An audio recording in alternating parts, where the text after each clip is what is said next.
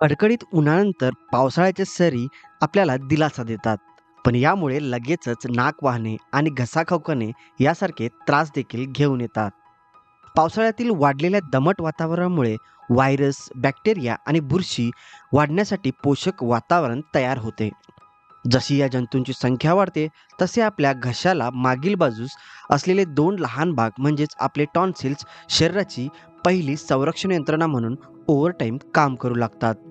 रोगप्रतिकारक पेशींनी युक्त असलेले हे टॉन्सिल्स नाक आणि तोंडातून प्रवेश करणाऱ्या जंतूंपासून आपले रक्षण करण्यास मदत करतात.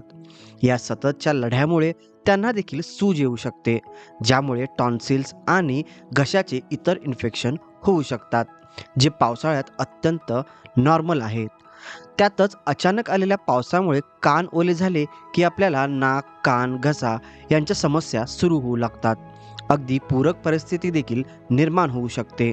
हा पावसाळा काही काळ टिकणार असल्यामुळे जंतूंना दूर ठेवण्यासाठी येथे काही टिप्स दिलेल्या आहेत आणि काही उपाय दिलेले आहेत. सर्वात प्रथम दिवसातून किमान एकदा कोमट पाण्याने किंवा अँटीसेप्टिक सोल्युशनने गुळण्या करा. तुमचे कान सुके ठेवा. अचानक आलेल्या पावसात तुम्ही भिजलात तर कानाचा बाहेरील भाग हळुवारपणे पुसून सुका करा. थंड पेय आणि आईस्क्रीम खाणे टाळा. त्याऐवजी घशाला आराम देणारे गरम आणि मऊ अन्नपदार्थ निवडा.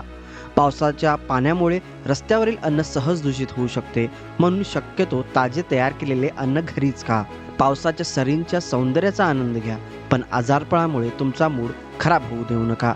असेच माहितीपूर्ण व्हिडिओ पाहण्यासाठी आमच्या हॅपी हेल्थ मराठी यूट्यूब चॅनलला सबस्क्राईब करा.